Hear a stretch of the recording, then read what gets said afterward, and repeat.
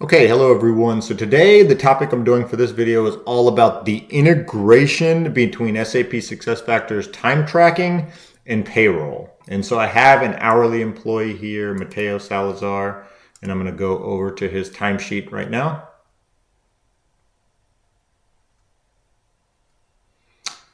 And you can see this is the current week time.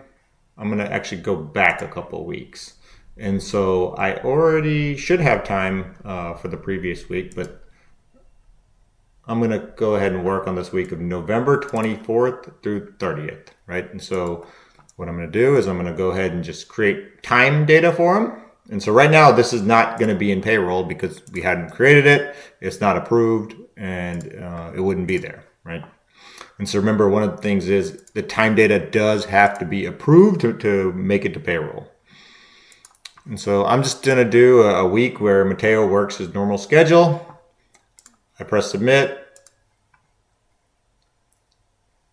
And there it is. It's approved. So we don't have an approval workflow for Mateo for this. Once he sends it, it is going to be approved and sent to payroll. And so one of the cool things SuccessFactors has added is within payroll, you can see both the integration for the core HR data, and last time it was sent, and then last time pay components were sent. So this is December 10th, which is yesterday, right? And so the way that this works is it's completely automated. It's using APIs, so it's a very modern integration. And so there's a tool which, you being an admin wouldn't have to worry about. This is set up and scheduled, and then you forget about it. But it's for the integration of the time data, right? And so this is basically scheduled automatically. I can come here if I want to do something or run it initially. I can kind of do this. I've entered the user ID of Mateo.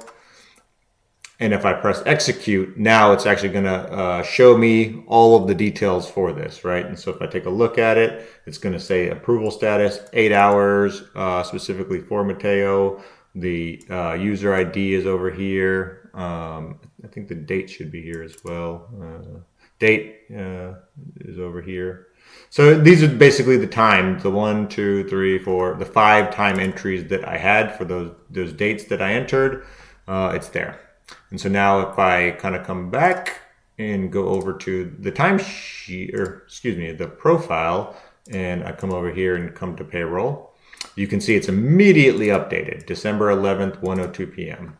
And one of the things you also can do, so I've turned this on, is where if I want to look at the time data for here, I can actually see the payroll data over here from time. So if I come down here, because I skipped that week, you can see here's the time data from 11, 24, 25, 26, 27, 28.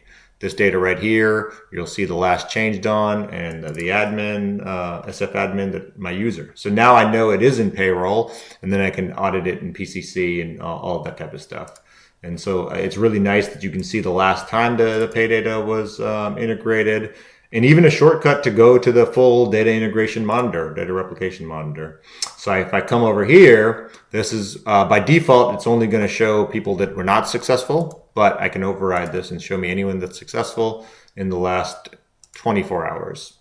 And there you go, Mateo, time, pay components with the date and timestamp. So that's a nice little touch.